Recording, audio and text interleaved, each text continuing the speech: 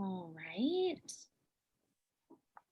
So we have Boston, New Jersey, Ukraine. Wonderful. All right, we'll give everybody one more minute and then we'll get started.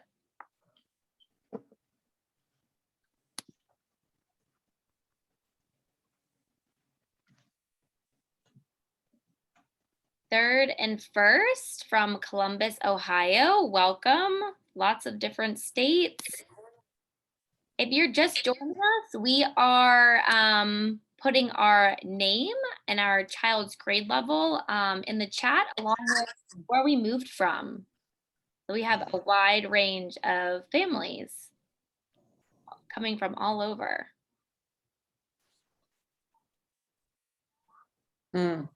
Let's see.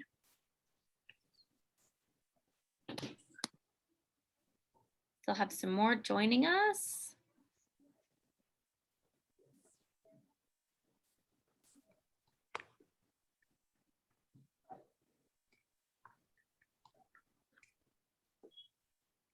All right. Give it one more minute till 10:03.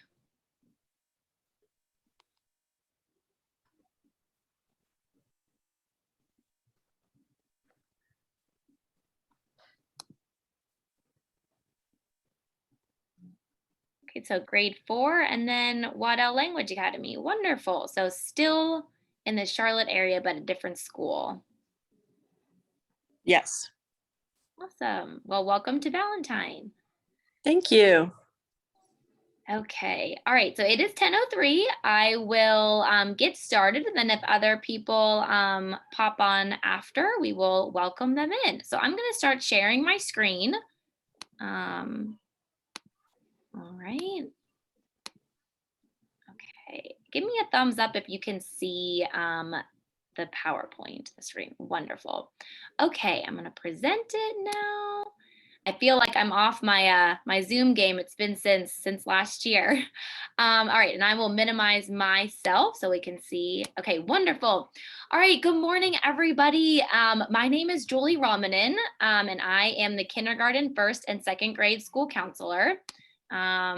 And we have Mrs. McBriar here as well. She is the third, fourth, and fifth grade school counselor here at Ballantyne Elementary.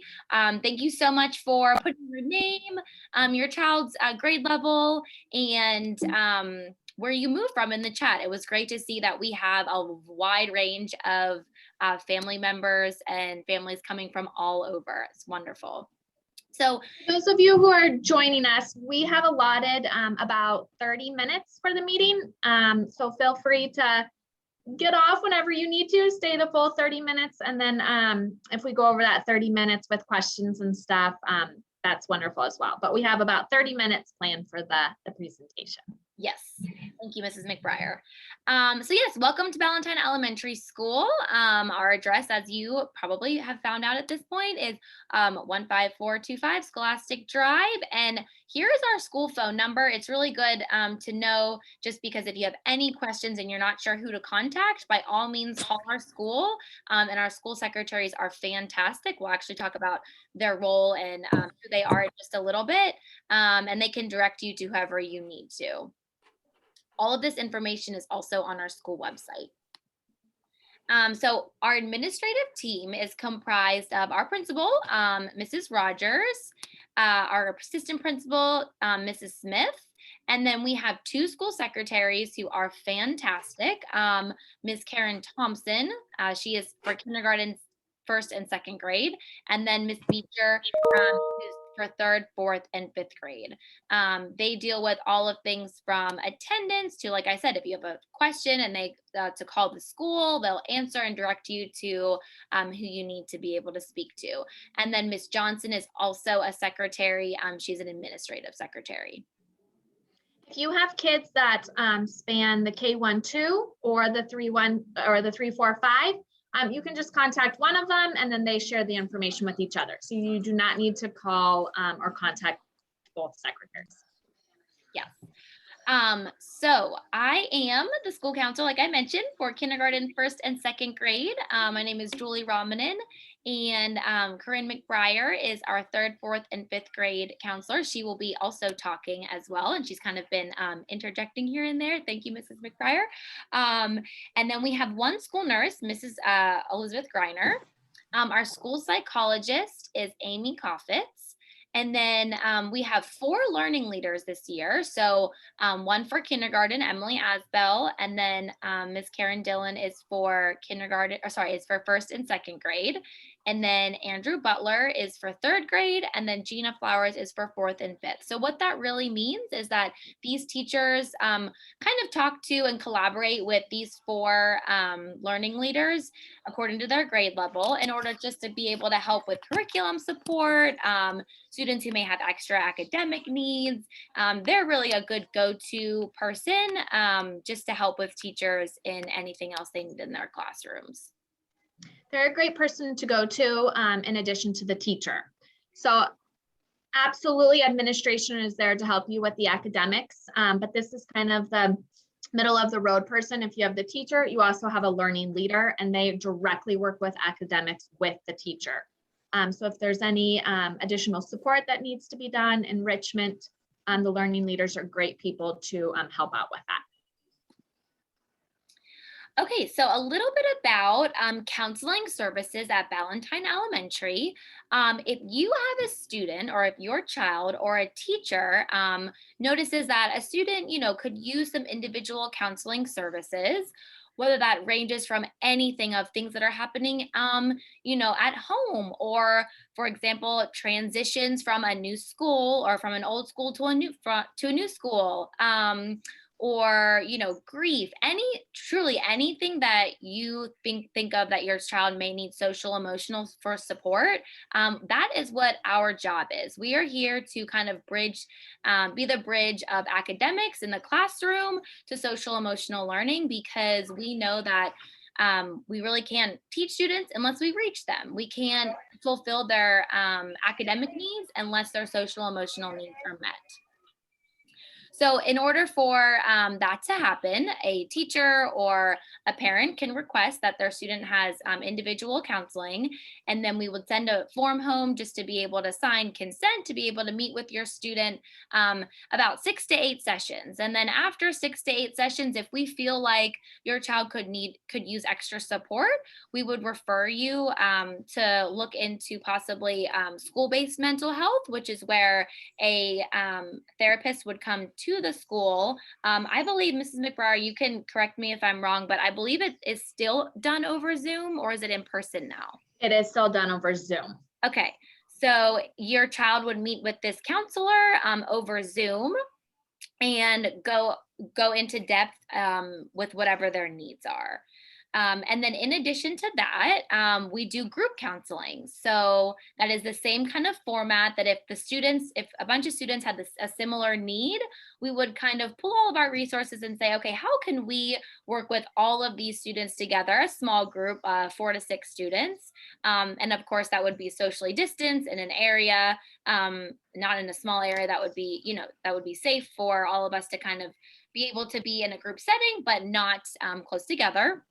And we would work on something similar like social skills, or if there are a lot of students who are experiencing a family situation at home that's similar, we might pull all of those students together to do something similar. So this is just another way to reach students, but at a greater level. Especially, it helps students realize, okay, wait a second, I'm not the only one who's going through this. There's my peers are also going through this as well. And kind of underneath that, we've actually done a new student meet and greet for the first few weeks of school. So if your child has not met either of us yet, they absolutely will in the next couple of days or next week, because for these first couple of weeks, we are solely focusing on meeting these students, seeing what their needs are, how they're feeling about being at a new school, and we're having them fill out, actually, I'll show it right here. We're having them fill out this paper to show their name, their grade, their first day here, which was the first day of school, or if it was, sometime recent. and then something about themselves, just so that we're going to hang all of these up in our school cafeteria so students can see, okay, I'm not the only new person here. There are so many new students in all different grade levels. And then we also do classroom character lessons. So we will go into each classroom every single month and teach a new lesson. And all of these lessons are based off of student needs at this school. So students actually take what's called the panorama survey. They took it in the spring and they take one in the fall, and they kind of answer questions based off of how are they feeling about being at school? Do they feel comfortable with the adults that are at the school with them? Are they able to calm down when they get frustrated? Just a very wide range of questions, all pertaining to social, emotional kind of growth and learning.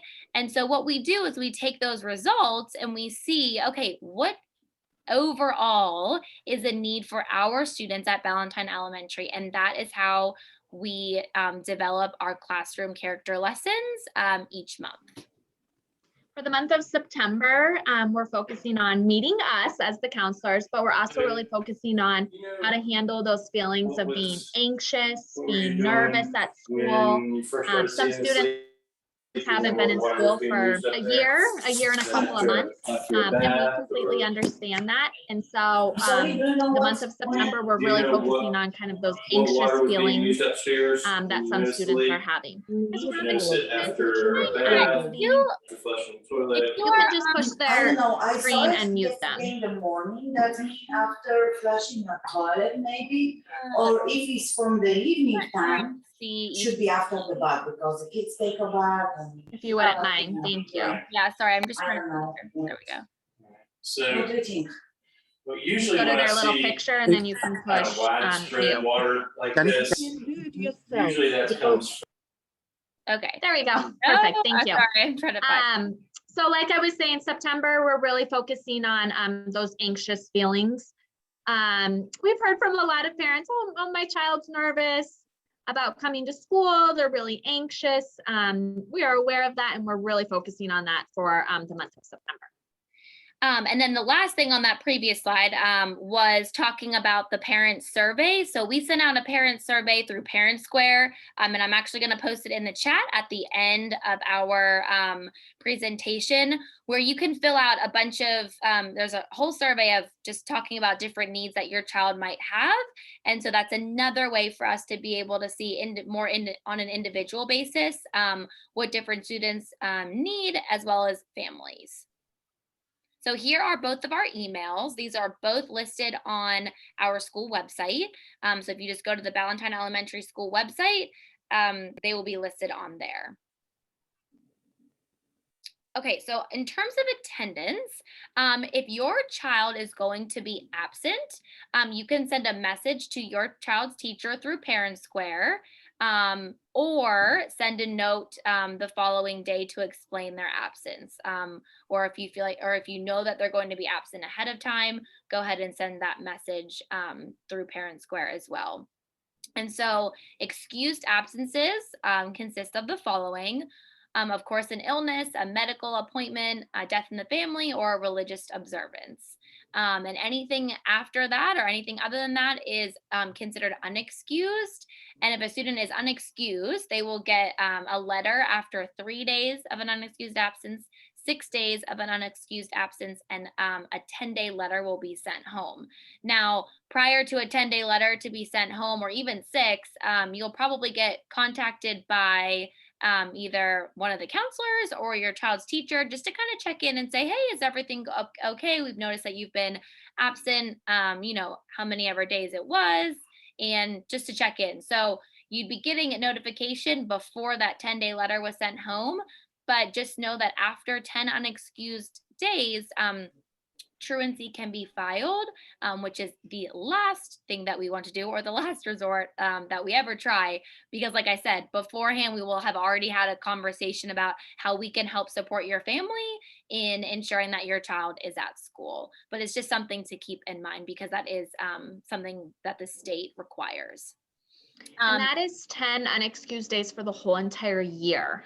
That's not for a quarter or for a semester. It's 10 unexcused for the year. And keep in mind that unexcused is not a sickness. So if your child is sick 10 times, that's okay. It's when it becomes unexcused, then that's when it becomes a repetitive problem. Another way your child could be excused that we didn't have on there is if you have an educational trip that you are going on and you need to get the principal's permission for it to be an educational trip. And you just reach out to the school and we can get you a form to fill out explaining what your trip is going to be. And then no student can be dismissed before the end of the day unless they are excused through the office. So if it has to be an excuse, it has to be excused, and you have to be able to kind of call the office and let them know that they will be leaving early. And then no early dismissal after 3 p.m. So we only say that because cars are lining up, the buses are getting ready to come. It's a bit hectic and chaotic that after 3 p.m. they need to kind of go home their regular way.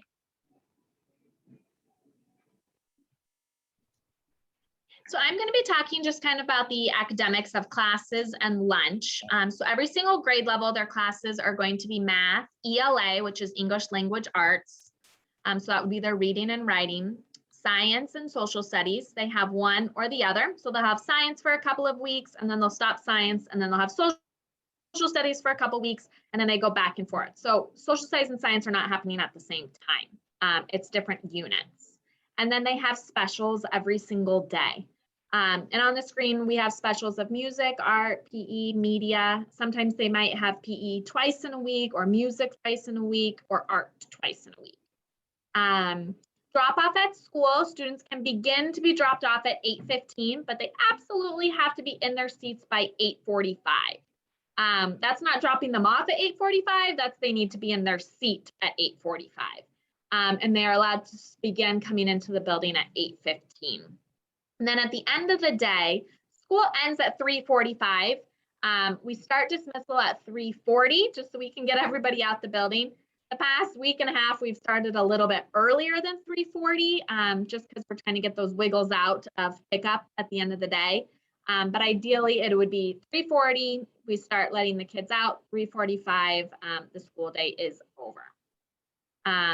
Win time, that is on the screen. Win time stands for what I need. And during that time, that's when the students get additional support, maybe enrichment, intervention, for their math and for their literacy. And they have two different win times throughout the day. They have a win time, what I need time for math, and they have a what I need time for their literacy, for their reading and writing. That win time is separate from their math and their ELA instruction. So they'll still have math, and then they'll have math win time, and then they'll have their ELA literacy, and then they'll have their literacy win time separate of that. So they get tons of times to ask for additional help. If they are absent and missed a lesson, that's a great time for a teacher to work with the student. If they need additional time for a test or a quiz, they can do it during that win time. Other teachers co-teach during that win time, so they come into the classrooms and work with the classroom teacher for certain students and meeting what they need. That's the point of that period of time. So that's what win time is. I talked about specials, and then lunch. Lunchtime, due to COVID and needing the students to be 6 feet apart with their masks off when they're eating, 2 classes are in the cafeteria and the remaining classes are in their classroom. And those classes switch every week who is in the cafeteria. And at all times, students can go down to the cafeteria, get their school lunch, and then they either sit in the cafeteria and eat, or they go back up into their classroom. If this heat goes down at all, then the classes would be eating outside. For those that aren't in the cafeteria, they can eat outside. And if you want to send in like a beach towel or something with your student, they can eat outside on their beach towel once the weather gets a little bit better. So that's kind of the situation with lunch. Needing support academically. The first person you go to if you need support for your child academically would be the classroom teacher. Some other people that you could work with would be your child's grade level school counselor, so myself or Mrs. Romanen. Also the learning leaders, those were those individuals that we talked about at the beginning of the presentation. The learning leaders work, they collaborate with the classroom teacher on academics. ESL, English is your second language. You would work with somebody, your child could work with somebody on language. EC would be like learning support, exceptional children. And then our TD is our talent development. That would be students are gifted. That's what those acronyms kind of stand for. And then areas of focus that we would really work on with the students if they're struggling academically would be study skills, organization, or providing tutor support.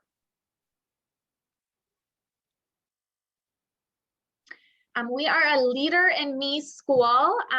This is a big idea for our school. We're really excited about it.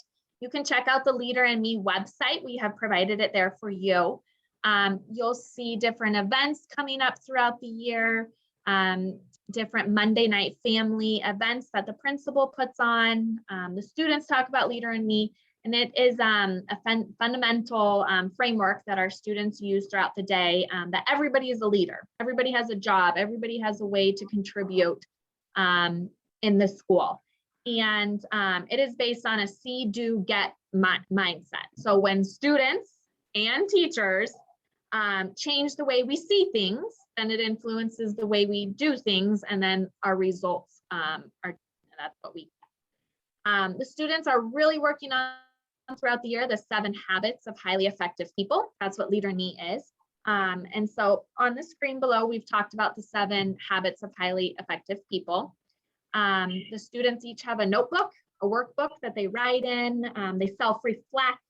They come up with their own Leader in Me goals, and they will be working with these portfolio notebooks throughout the whole entire year. So if you want more information on Leader in Me, I would definitely check out the website. And there are also Leader in Me, Mrs. Rogers posts on Parent Square when they are, but there's Leader in Me evenings, like so Leader in Me family evenings that they focus on just different aspects of this framework and how to incorporate it with your family, so that there can be like a bridge between, you know, how you kind of see and use this at home to how your child is learning it in school. Any Ballantyne sponsored clubs and activities.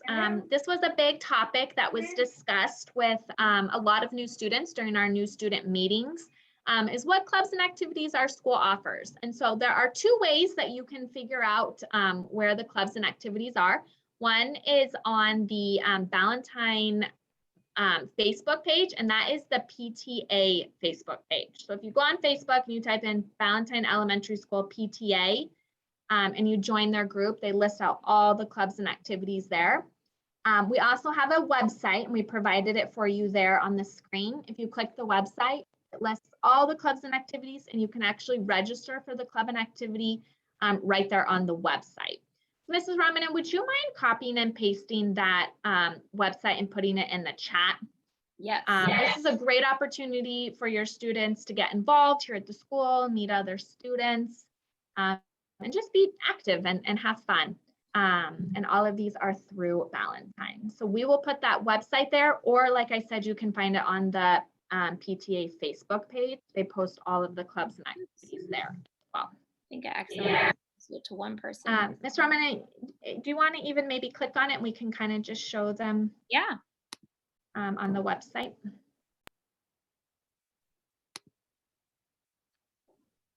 So this is the club information, and if you look below, it'll tell you the different activities that are coming up. And then if you keep going, there's a huge list of all of them.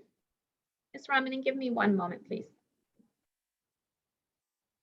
So as she was saying, there's a huge list of all of these clubs. And if you kind of just click the one club, it gives you all of the information about just about what the club would be about. It looks like this one actually, it says, unfortunately, due to low demand, that one is not an option right now. However, you can see right here, it says now registering, now registering. So a lot of these are coming up, and you can obviously just look on here and see which ones are registering and which ones your child is able to be a part of. Did you want to say Yes, anything? they are open for kindergarten as well. There was a question in the chat, is it for kindergarten? Yes. All right. All right. Thank you, Mrs. Ramanan, for showing that. I just No thought problem. Yeah, that's a good idea to kind of give we them an should idea. at least show them. All right, so this is actually nearing the end of our presentation. So what I'm going to do is I'm going to stop sharing my screen so we can all either see each other or just have a bigger idea of who is here. And then I'm going to post the parent survey that was sent through Parent Square in the chat right now if you did not get a chance to fill it out, because like I said earlier, this just helps us understand how to best meet your family, your family's needs either at home or at school with your child. So I just posted that in there. You should be able to fill that out. And then kind of our last thing that we're going to wrap up with is, does anyone have any questions? You can post them in the chat, or you can unmute yourself to answer any question or ask any questions that you may have. And if we do not have the answer, we will find out for you and let you know. There was a question that came up in the chat that said, are the clubs and activities after school? Majority of them all are. If you click on the website, the actual club or activity that you're interested in, it'll tell you the time that it meets. Most of them meet from 4 to 5 after school. Some of them meet before school, but majority of them are all after school.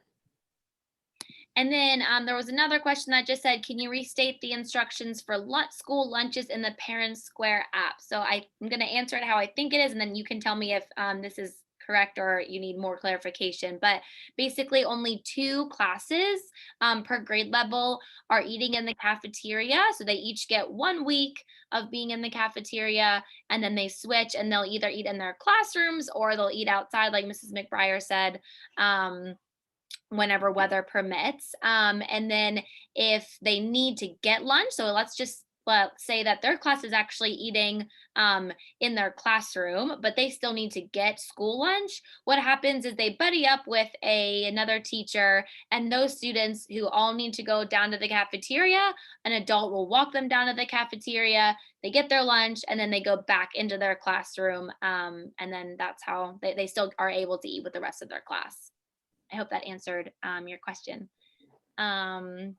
And then it says, how do we sign up for the lunches? Are there choices to sign up for? So there's actually a calendar to show what is for lunch each day, and kids just go through the line. They have their number. It's at no cost for any student if they need to get it. So they just go into the line, pick what they want, type in their number that their teacher actually has a blue card for them so that they're able to type in what their number is, and then they're just on their way. So it's actually pretty simple. You do not need to sign up for lunch beforehand. Your student can just decide that they want lunch, and then they can go down to the cafeteria. The school lunch on the little tray is at no cost. However, the ice cream and treats like that are at cost. So we had a few students like, I thought all of this was for free. The little treats and stuff are not, but the school lunch is at no cost. Let's see, the next question was, do all teachers use Parent Square? Yes, all teachers, the entire school uses Parent Square. Mrs. McBriar and I also use it. It's actually a great way for us to be able to communicate with parents, because we're able to, let's say we need to say something to all first grade families, we can send something just to first grade families, or if we need to send something to the whole school, like I did for that parent survey, I sent it out to every single person who is linked to Parent Square. If you do not have access, please let your teacher know, and we will absolutely figure that out for you, because that is their main way of communication for anything going on in their classroom, from weekly updates to how, if you need to individually message the teacher for, let's say, like a transportation change, or if their child's sick, or however it is. So if you're not signed up through Parent Square, please let your child's teacher know, and they will help you figure it out for sure. Absolutely. And if you are changing transportation at any time, like your child was supposed to be on the bus, but you're deciding to pick them up, I'm contacting the main office with that. They have requested that you don't reach out to the teacher privately, and just work with the teacher at making sure that you make the front office aware as well. You could tell the teacher, absolutely, but also letting the main office know so that they are aware of how each child is getting home.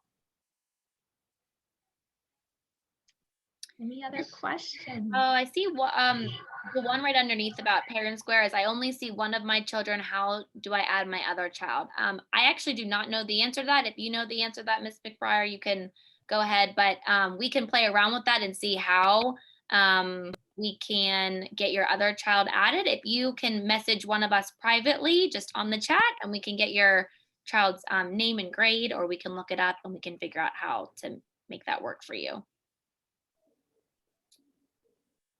Do we call the main office to update? Yes, please call the main office for sure, because even emailing, they have so many emails a day. These front office staff, they are absolutely amazing, but they have so many roles throughout the day that they might miss an email. So absolutely just call, because then they will notify the child's teacher. I will put in the chat the number for the front office for those of you who had requested it. So I will put that in right now.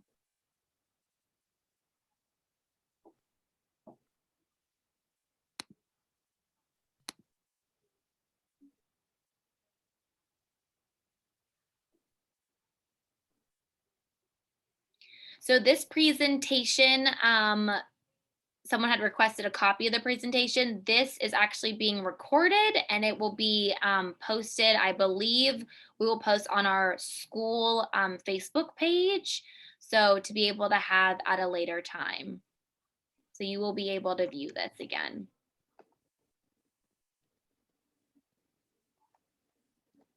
All right, if that is all of our questions, I'll let Mrs. McBriar, yep, she just put it in the chat, 980-343-0413. That was that same number that was at the beginning of the presentation. It is also on the Ballantyne Elementary School website. If you just Google that, if you happen to misplace the number, it is right there. So if those are all of our questions, I think that's it for today. Thank you so much for joining us, and we so look forward to working with your families throughout the year. And please, please continue to reach out to myself or Mrs. McBriar. And if there's anything that your family needs or any concerns that you have, or social emotional concerns that you have with your child, we are always here to help. We have loved getting to meet with them. This past week, we've got to meet every single new student. So all of your children, we've had the opportunity to connect with them. And we hope to see them again next week and the week after that, just to make them as comfortable as possible. And then we'll kind of leave them alone after that. But the first month or so, we're here to support them. So it's been fun getting to meet them. Thank you so much, everybody. Thank you. Thank you. Bye. Feel free to stay on if you have more questions. We're here to answer any additional.